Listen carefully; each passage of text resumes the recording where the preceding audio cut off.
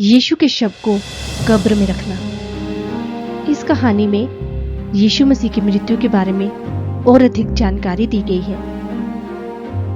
जब यीशु मसीह को क्रूस पर चढ़ाया गया, उसी समय मंदिर का पर्दा ऊपर से नीचे तक दो भागों में फट गया। पृथ्वी कांप उठी और चट्टानें फट गई।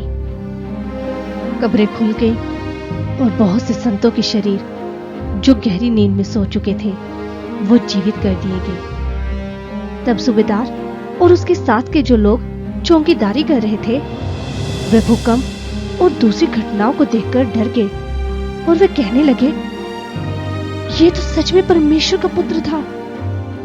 और वहां पर इकट्ठे सब लोग ये सब देखकर अपनी छाती पीटते हुए वापस घर लौट गए। और प्रभु यीशु को जानने वाले लोग, उनके दोस्त और गलील से उनके साथ आई हुई औरतें दूर खड़ी होकर इन सारी बातों को देख रही थी। वो दिन फसह की तैयारी का दिन था, यानी त्योहार का दिन। इसलिए यहूदियों ने पिलातुस से ये विनती की कि उन लोगों की टांगें तोड़कर उन्हें क्रूस से उतार लिया जाए, जिससे वे शब्द पर क्रूस पर न रहे, क्योंकि वे एक खास तरह का शब्द था। यहूदी ये बात इसलिए भी कह रहे थे ताकि वे लोग जल्दी मर जाएं। इसलिए सैनिकों ने पहले यीशु के साथ चढ़ाए हुए एक अपराधी की टांगें तोड़ी और फिर दूसरे की। पर जब वो यीशु के पास आए तो उन्हें ये मालूम हुआ कि उनके प्राण निकल चुके हैं। इसलिए उन्होंने यीशु की टांगें न तोड़ी, मगर एक सैनिक ने यीशु की पसली को भाले से भेदा और तब वहां से उसी समय जल और लहू बह निकला। ये इसलिए हुआ कि पवित्र शास्त्र का लेख पूरा हो, जो इस तरह से है कि उसकी एक भी हड्डी तोड़ी न जाएगी।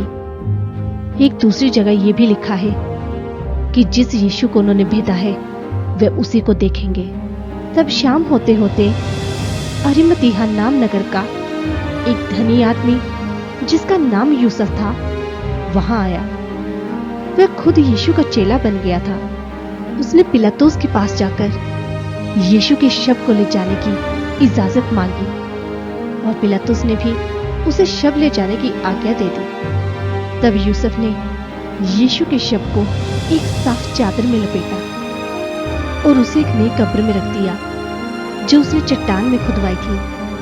तब उसने कब्र के द्वार पर एक बड़े पत्थर को लुढ़का दिया और फिर वहां से घर चला गया। मरियम मगदलीनी और मरियम दोनों ही कब्र के सामने बैठी रही। अगले दिन, जो तैयारी के दिन के बाद का दिन था, उस दिन प्रधान पुरोहित और फरीसी पिलातुस के यहाँ इकट्ठा हुए और पिलातुस से कहने लगे, महाशय, हमें याद है कि इस धोखेबाज ने अपने जीते जी ये कहा था कि वह तीसरे दिन जी उठेगा। इसलिए आप 3 दिन तक उस कब्र की कड़ी सुरक्षा की आज्ञा दे दीजिए। कहीं ऐसा न हो कि उसके शिष्य आकर शव चुरा ले जाए और लोगों में ये प्रचार कर दे कि वह तो मरे हुओं में से जी उठा है। तब तो ये गलती पहले से भी बड़ी गलती होगी। पिलातुस ने उनसे कहा, पहरेदार तो आप ही के पास है ना, तो आप जितनी चाहे उतनी पहरेदारी बढ़ा दीजिए। इस तरह उन लोगों ने वहां जाकर पत्थर पर मोहर लगाकर और पहरेदारों को बिठाकर पहरा और ज्यादा सख्त कर दिया।